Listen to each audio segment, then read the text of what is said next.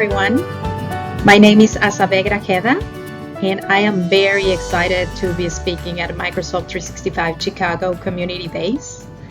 I work as a principal consultant at Quisitive, and I am also Microsoft Teams admin certified. And today I will be talking about a topic that is very dear to my heart, and that is restructuring teams post Wild Wild West. I'm sure a lot of you are familiar with that term that basically explains the chaos that happens after rolling out teams without too much planning. But before I continue, I want to start by saying thank you to our amazing partners that are making these sessions possible, this conference possible. It wouldn't be the same without your support. So really appreciate that. Also, I would like, if possible, if you guys can help us support the American Foundation for Suicide Prevention. You can scan that code, and that will take you directly to a form where you can submit your donation. So really appreciate if you were to do that. Also, we want to ask you to take a few minutes to help us improve our conference by filling out a short speaker survey. That will really make a difference for how we do this in the future. So really, really appreciate you taking a little bit of time for that. So let's talk about the agenda. So I have divided this presentation into basically 3 sections. We want to start by discussing why we ended up in the Wild Wild West situation. Also, what are some of the benefits of restructuring teams? Why is it worth investing in the restructuring or consolidation of teams? And then finally, I'll walk through the different steps that are going to help us achieve this restructuring basically for bringing order into chaos. So with that in mind, let's talk about what got us here in the first place.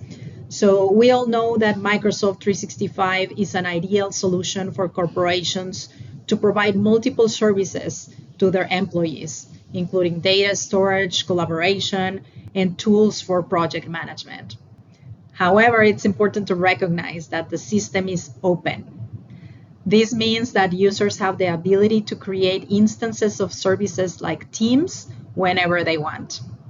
And while the open model gives us and users flexibility, it can represent a challenge since users can quickly become too comfortable creating teams and SharePoint sites and really other services for testing purposes and leaving them behind. Couple that with a lack of governance in a tenant where there are no defined policies and controls beyond the basics, this can be the perfect recipe for creating a Wild Wild West situation, which poses many challenges for IT admins who are left to manage too many teams and having to address potential security risks. In response, organizations frequently find themselves needing to clean up this uncontrolled environment, which can be costly. But if you are in this session, it's because you're aware of the problem and want to find a solution. And I'm happy to say that I can help you with that. Now, before I proceed, just want to share that the goal of this session is to provide you with a methodology to achieve 2 key objectives. One is to identify common issues when having too many teams. And second, to help you transition from an uncontrolled environment to a managed one, all while maintaining flexibility for your users to access the services that they need. Also, a note of caution, as I share what has worked for other organizations, please don't feel this is a prescriptive guide. You should see it as a loose plan, and you can adjust the activities or their order as needed. Now, before we delve into the restructuring approach, let's take a closer look at some of the benefits that we can get when we invest into restructuring our teams. So we want to, first of all, eliminate unused and redundant teams using your preferred method, whether it is archiving or deleting. But this is basically the low-hanging fruit that we can start by taking care of. Then we want to consolidate teams to make them more efficient by identifying silos of information and redundant teams for a common group that you can possibly merge into one team. Another benefit is best practices, right? This is a wonderful opportunity to revisit teams' best practices with team members and owners. We also will benefit by promoting adoption. Oftentimes, organizations roll out teams in a hurry without thinking too much about educating users on the best way to take advantage of the platform. Now, restructuring is a great opportunity to promote adoption, since users will be giving their attention to a new way of working with their teams. Another benefit is implementing better governance. With this one, we will address the problem from the root by implementing new policies that work for the organization and will help us prevent another Wild Wild West situation. So what do we need to achieve this? Okay, so let's look at some of the tactical items that we will need. We want to make sure that we have the roles of teams and SharePoint admin to be able to access the teams and the team's admin reports as well as the SharePoint admin reports. These are the ones that are going to give us the information necessary to make decisions about those teams. Obviously, you can also be a global administrator, and that will be even better, right? But if we're looking at basic roles, we want to have at least those two. Also, a migration tool will be very useful, especially for the restructuring piece, because once you determine how your new teams are going to be structured, you get a sign-off from the owners, you're going to be hands-on moving content. And that content, as we know, has metadata, and it has version history, and it has teams have conversations, right? So we want to make sure that we make life easy on ourselves, and also that we bring in, data that is all, fully defined, right? We don't want to bring broken data. So for that, having a migration tool is going to be very useful. I recommend ShareGate because that's what we use at Quisitive, but there are definitely other tools that are really good ones for the job. And finally, a third-party governance tool that will facilitate many of the governing aspects moving forward. This one is optional. It represents an investment, but once you spend a lot of time restructuring and cleaning and organizing, you don't want to go back to having the same problem down the road, right? So that is why you want to be proactive, and nothing that having a governance tool to help you make the job easier after the consolidation or the restructuring. Okay, and so the benefit of having a governance tool is that it will give us nice dashboards that are gonna help us as administrators easily identify teams that may not be policy compliant, and will give us easy ways to addressing those issues with wizards and easy to use dashboards and ways to implement policies that are more effective. So what is this restructuring approach about, the one that I've been talking about? Well, I tried to capture it in 6 steps that should be performed ideally by a few roles in your organization, including your team's administrator, SharePoint admin. It can be one or the other. Sometimes it's the same person. It will be great to have an internal communications person because we are gonna rely on, sending communication messages, emails, contacting the owners at some point. And then finally, having a business analyst, while not required, is gonna definitely help us with the organization and the restructuring. So the restructuring approach consists of 6 phases, starting with understanding the problem. We want to assess how many teams we have that are worth addressing. And for this, we need to access reliable data that will inform and guide our decisions. We also want to plan with the groups. And with these, I mean your departmental groups, the people that basically own those teams. We want to share the plan with them and get their sign off on these activities, because you're basically bringing change into the organization, right? And change is scary. So we want to make sure that everybody is okay with this change and we get the support. So this will be a collaboration effort with them. And ultimately, the team owners will be the decision makers for how to handle the teams. And key to the success of this approach is to do a good job communicating from the beginning. So I'll talk a little bit more about what is the expectation as far as communication goes.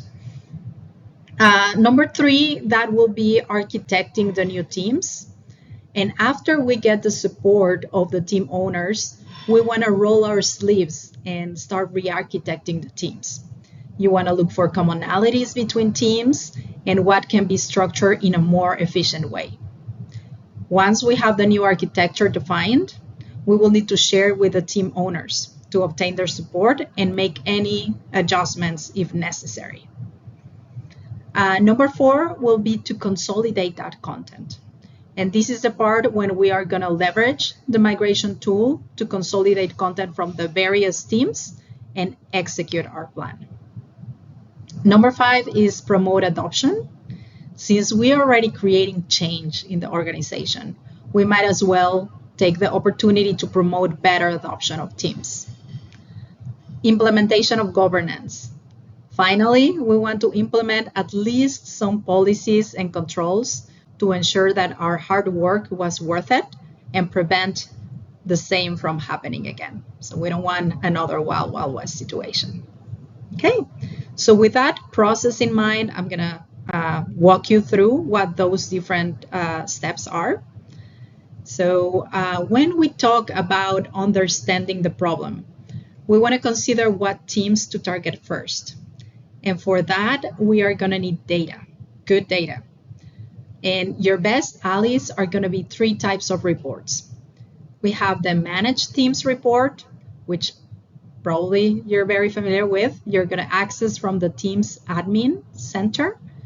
This report only includes teams and excludes standalone SharePoint sites. So that's a consideration, right? So if you want to include in your restructuring efforts SharePoint sites, just be mindful that the team's admin report is not going to list those.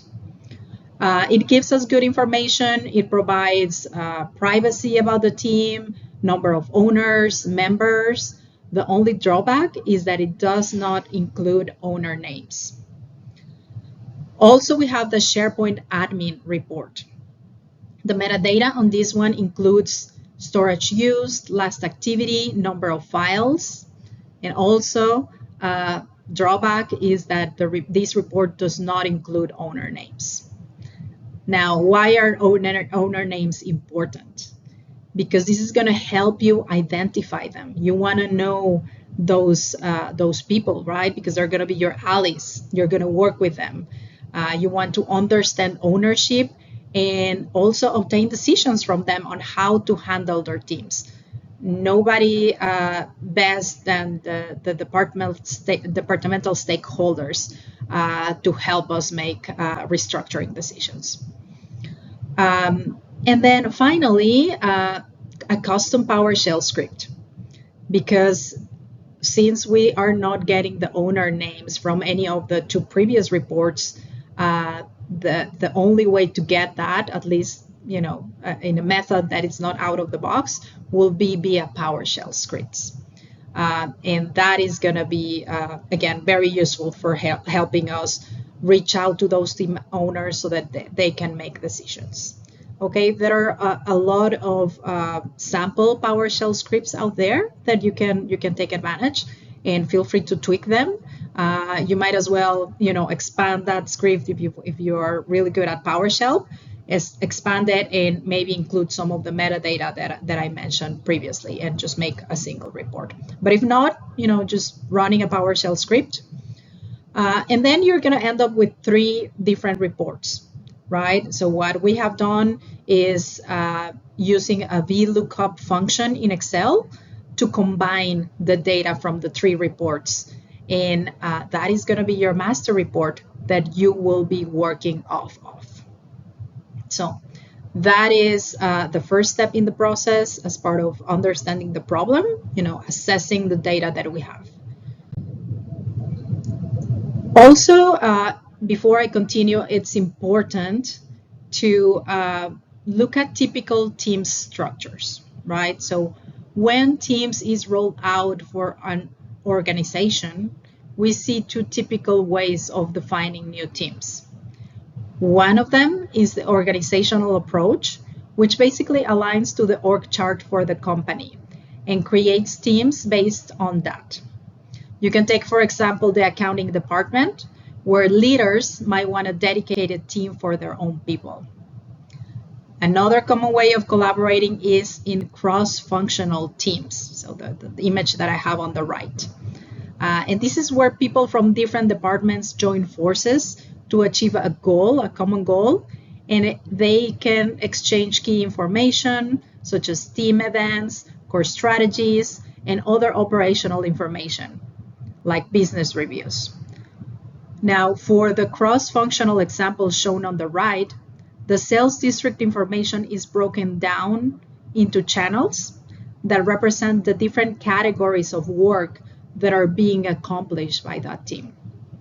The members of this team may or may not report to the same person, but they are all engaged in driving the results for the district around sales. Right, so these are good. These structures are good to keep in mind as we delve into the restructuring effort. So with the structure in mind and our master report on one hand, we want to decide what teams to target for the restructure. I would recommend grabbing the low-hanging fruit first, starting with, test teams. This is an easy one. And here you want to look at your data and identify patterns. You can do this by searching for all those instances of teams where the word test is used, or names that are prefixed with the name of employees. So that's a very typical way where we see sprawl, right? People that maybe got a hold of Teams for the first time, and they were curious about it, and they just started creating their own teams that they only use once, and then they just left behind. So we want to start identifying them. Funny story here, those test teams that you see there are actually real. They are coming from a government organization that had 5,267 teams to manage, right? And a big percentage of that, maybe like 10%, were just test teams or teams prefixed with the name of an employee that were left behind. So you will be shocked as you start doing this exercise. Also, we want to look at inactive teams. For these, you want to look at the last activity of the teams and consider those that haven't been active for over 90 days. But Again, that criteria will vary depending on your organization. You may want to do 180 days, 365 days. It really depends on the nature of your work. So those are a couple of ways that you can grab the low-hanging fruit. Of course, once you identify them, you want to start marking them for either deletion or archival. And I'll talk a little bit more about that in the next slides. So next we have organizational. This is a type of teams that you want to target a specific department or division name. This is when having the owner name is going to be handy, because you can target those teams whose owners match the names of individuals that are part of a department. So for example, you could look at the org chart and identify those names that are part of the accounting team. So once you have narrowed down the list of those accounting groups and those individuals, you want to start marking the teams that have ownership by those individuals, right? And then eventually reach out to those people so that you can make decisions on how those teams can be consolidated. Of course, there are also inactive department teams under organizational, so same approach that I just mentioned. And then on the right, we have cross-functional teams, which again are those where people from different areas collaborate. In this case, you want to look at those that are empty and have no files, that maybe were done for testing and were left behind, or also those that simply don't have any storage use, that, you just basically said that there's no activity, or any inactive project teams that already, concluded and were left behind. Maybe they're 3-5-year-old project teams. So those are the ones that you want to target. And finally, I just want to mention that you can also target standalone SharePoint sites. So let's move on to the next one. I am going to use, as part of the restructuring process that I'm walking you through, I'm going to use organizational teams as an example for restructuring, but you can apply it to other types of teams. So we want to start by identifying which teams to target that belong to an organizational team, like accounting. And this is when having the owner name as part of your report is going to be very useful, because you can then target those teams whose owners match the names of the individuals that are part of that department. And then you can just simply reach out to them, work with them, make sure that you're in alignment on the change that you're going to make. Also, once you have narrowed down the list and you have clearly identified what are those teams that you're going to target, you want to, reach out to the representative or a stakeholder of that department, because they're the ones that know best how their team works, right? They're gonna know all their processes, and they're the ones that are gonna really determine the restructuring effort makes sense, or maybe it really doesn't align to the way we work. So they're really gonna be your friend when it comes to having a final structure. Okay. So the next slide is about enlisting the team, right? So that's like I mentioned before, very important, because we want to communicate to those individuals. Ideally, we want to host a meeting with the team owners for the department that we selected for 2 reasons. One, we're going to provide an overview of the plan to the team owners. And 2, we're going to ask for their help in making a decision about the teams, okay? We also want to communicate that vision, get them excited, share what's in it for them in this process, what are the benefits that they will be obtaining. And you can format your meeting by answering the questions what, why, how, and when, right? So that it's easier to communicate and share your vision. when it comes to the decisions that we want to get out of those team owners and stakeholders for the department, we're looking at three simple, or actually one decision that can be either the teams to eliminate, right? Like we're going to say, hey, we identify 5 teams that have you as a team owner, but they don't have any content, or they haven't been used in the last 2 years. Can we get your approval for eliminating those teams? So that could be an option for a decision. Also, those teams that they decide, you know what, we want to keep it as is. And it can be for many reasons, right? It can be because maybe they have sensitive information and they don't want to be combining their team with some other groups that may expose sensitive information, for example.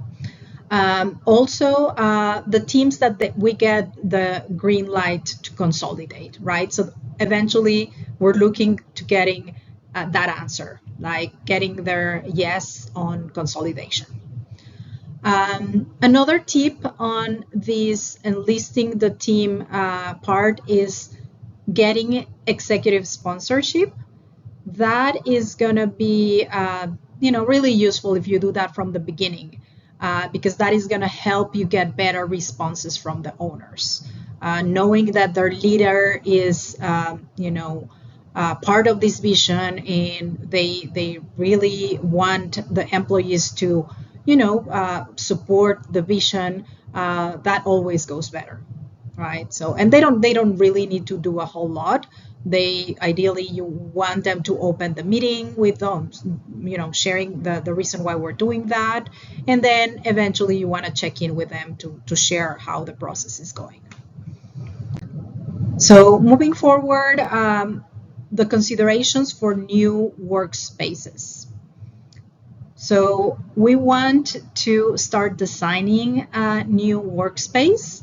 Once we have collected the decisions by the owners and we have updated our master report, this is the part when we are going to start architecting the new teams. So we're going to start rolling our sleeves and start designing the new workspaces.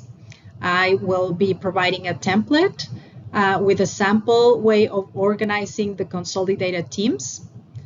And it basically consists of looking at the report metrics and identifying the channels with little or no content or activity, and eliminating or consolidating those channels. We want to consider any sensitive information that may be stored in those channels, like PII, PHI, or financial information. Equally important is the privacy of the teams, whether a channel is public or private.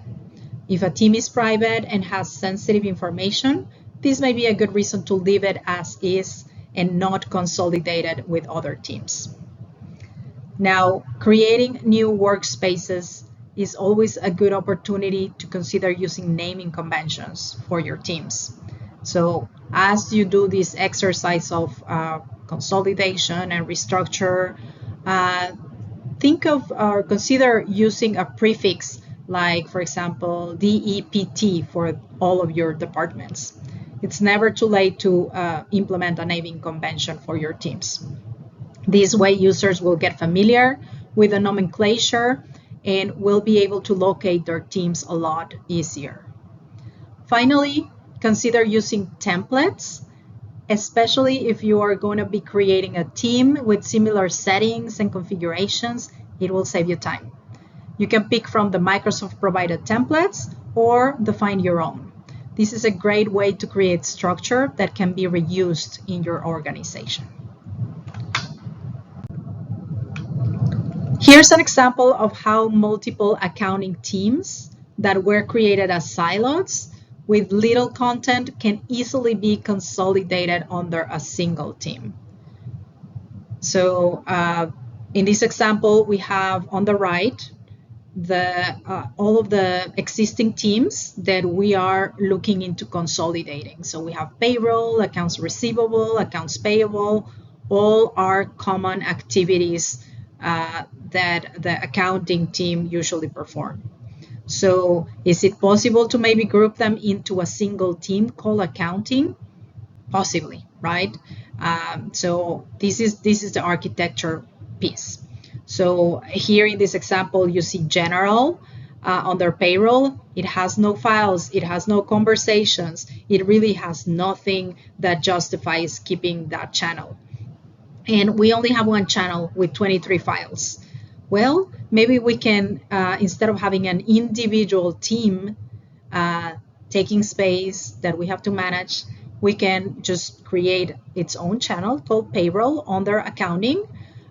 Maybe because it has payroll information, sensitive information, we could create this as a private, or the privacy set it as, private for that particular channel. And then we also have other examples like accounts receivable, which again can be consolidated under one channel. And then also accounts payable, which could potentially be grouped into one channel as well. Now, when you look at teams that have multiple channels, one idea would be creating, instead of having multiple channels, you could, and assuming that they don't have a lot of conversations, you could potentially create different folders under a channel to represent that previous structure. So that could be a solution. Once you document the new structure, you want to share it with the owners to obtain their sign-off and be ready to execute the consolidation. Now, moving on to the restructuring part. This is where we're going to execute the plan that we have envisioned. In other words, this is where we start seeing the fruits of our labor. Ideally, you're going to want to leverage a migration tool, like I mentioned before, to facilitate the migration. This will save you a lot of time and also help you retain metadata and version history. It is also important to define a schedule for when to execute the migrations for the different teams during a maintenance window, because you don't want to impact the work of your end users. And at this point, once you have defined that schedule and the maintenance window, you want to communicate to the end users and team members that the team will be set as read-only to avoid having people lose their work, basically. Similarly, if you're going to leave teams behind after the migration, consider setting them as read-only and archive them to avoid confusion. And this is something that you can quickly do for the low-hanging fruit that I mentioned, right? Those that are inactive, those that have no content. So just make sure you communicate to your users. Also, you want to confirm with the team owners that the migration was successful once you went through the process of migrating.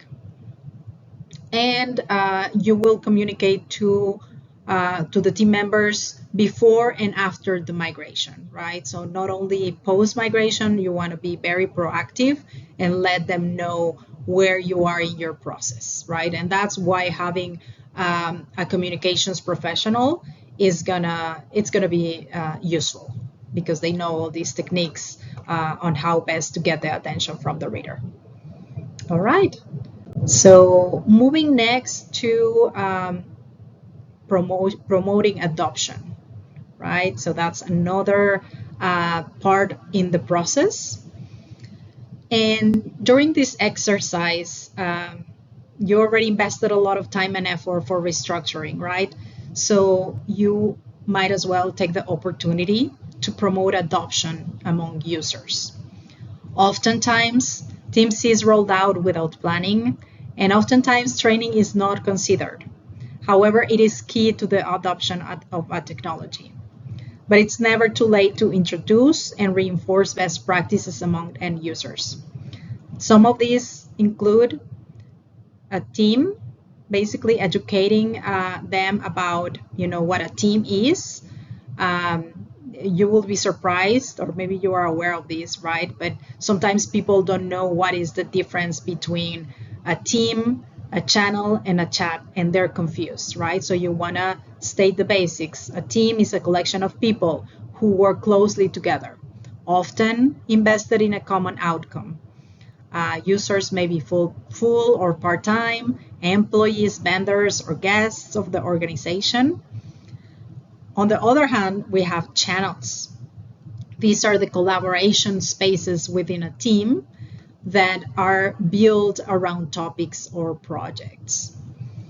Also chats, right? So these are best for one-on-one conversations or one to a few individuals, private conversation space, and you can add more people as needed, right? So be very clear about differentiating those three.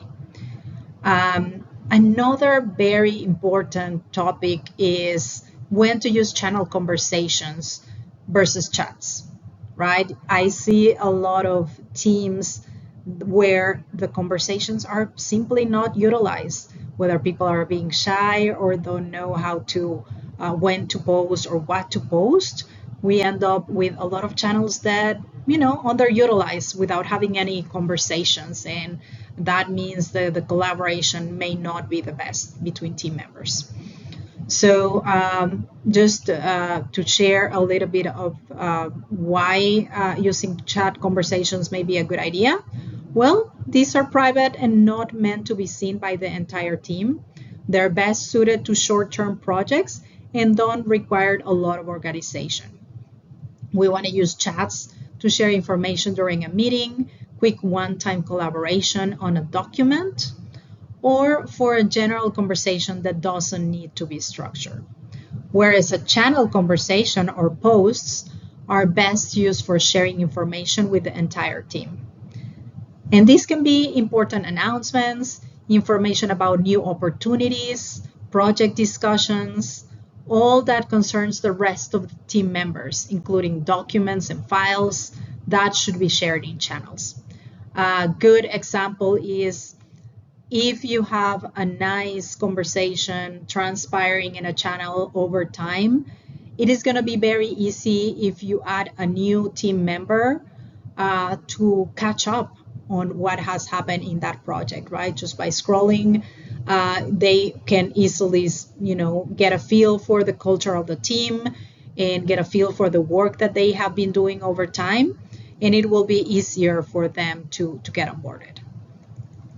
Now, also, we want to be mindful of when we want to create channels, not because we can do that, it means that we should create them when they're really needed. So we want to avoid fragmenting the experience. Also, be mindful with the names of those channels. You could do a channel naming gathering. We can make it fun and engaging for people to get creative and come up with names that are meaningful for the work that you're doing.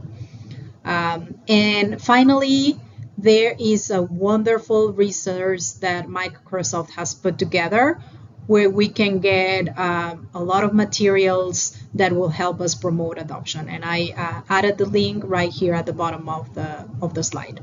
Definitely take a look at that one.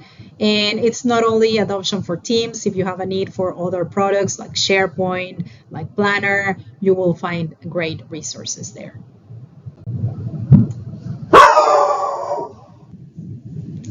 Finally, governance is paramount. Now that we have invested so much in cleaning up the environment and organizing it, we want to avoid having a similar problem in the future. When thinking about governance, you can control and enforce standards through configuring policies, and you provide guidelines for users to follow. The drawback of having too many restrictions and controls creates friction and can reduce productivity and collaboration. On the other hand, if you don't have controls or limits, that can create risk of data duplication and data loss. That is why striking the right balance between these two extremes is the goal based on your business requirements and just overall objectives for the organization. The process of restructuring presents us with a wonderful opportunity to revisit our governance approach while taking a closer look at existing policies or lack thereof. So we want to pay attention at things like service provisioning. One of the main things to do is to implement a controlled service provisioning method instead of the default open model to prevent content sprawl or another Wild Wild West situation. This is done by disabling the Microsoft 365 group creation with PowerShell. And Microsoft has really good documentation that tells you how to do that. After this, the creation is restricted to a few members of a particular security group that you designate. You can offer training to maybe the leaders of the departments that will be in charge of provisioning these workspaces, for example, and once they've gone through training, you add them to that security group. So that could be a way of handling it. So part of this change is implementing a service creation process to enable admins or help desk to approve new service requests. And then, of course, you also have third-party tools like Orchestry and AvePoint that offer service provisioning solutions that are, again, going to make life easier to us administrators. Also, we want to proactively monitor teams through reports. So teams and SharePoint administrators want to be paying attention at any new teams that get created. You want to address orphan teams and address teams that may cause sprawl. And this can be done in the out-of-the-box reports provided in the M365 tenant that I just mentioned previously, Teams admin, SharePoint admin, and also the groups report in Entra ID. Also, naming conventions. These convey an image of an organized, neat environment to end users. Without having a standardized naming convention, users may take longer to locate the teams, which can then result in productivity loss. Tagging names with prefixes and suffixes is going to make auditing your environment much easier. Who is using the environment? How often? You know, that type of thing we want to know. By having a name with prefixes and suffixes attached, it will allow you to start grouping together different sites and understanding what their original purpose and intent were by simply looking at their names. It also prevents from being orphan sites with no discernible creator or purpose at first glance. And then finally, adding appendages will help when assigning permissions. If somebody is creating a team for solution engineers and you notice that a bunch of members from different departments are coming in, you can start to question whether or not that group is really relevant for the business. Okay, so another important governance topic is policies. Now, that is a 2-hour session, right? We don't have time for that, and that's really not the focus of this presentation. So I'm not going to spend too much time covering this in detail, but keep in mind that well thought out policies can make the life of administrators a lot easier. Okay, so I encourage you to review if you have an expiration policy set for your tenant. If not, consider using it to retire teams that reach a certain age and are not in use. Then you can set them to expire after maybe 2 years, and after that time, they can be deleted, right? Just be mindful that once they're deleted, they're not going to be recovered. So just keep that in mind. Also, another policy that it's important is retention. This can help us align with the compliance requirements that we may have for our organization. And it allows us to keep our teams only for the necessary time and then be deleted or be handled in a different way. Deletion is not the only option for retention. Also, sensitivity. This one is useful when it comes to classifying teams based on its sensitivity level. It can be useful especially with those teams that have highly sensitive content by applying additional security settings like encryption. We also have external sharing, right? This one can help us define whether your organization will be collaborating with guests, and if so, what are the restrictions that we put in place? What are the domains that are going to be allowed? How are guests going to be audited? To which teams they will have access? All of those are important aspects of implementing an external user policy. And of course, once you establish these policies, you want to do that with a governance committee. You want to review them every few months, and just to make sure that everybody aligns and they actually support the vision for the organization and the industry as well.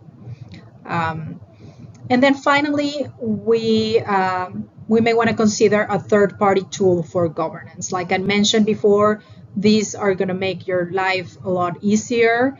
It's a great investment because while yes, they come at a cost, but it is going to save your IT team a lot of effort and time, and it will provide a tidy environment if used correctly, right? So those are some key aspects about governance that I think are important. So we've reached the end of the presentation. I will sum up what we've covered with a few things. Number one, there's hope, right? It is possible to apply order to chaos. It is possible to bring order to the Wild Wild West. Second, you can consolidate teams using the 6-step restructuring approach that I just shared. Like I mentioned, it's flexible, right? Feel free to change the order of the operations and make it adjusted to best fit your organization.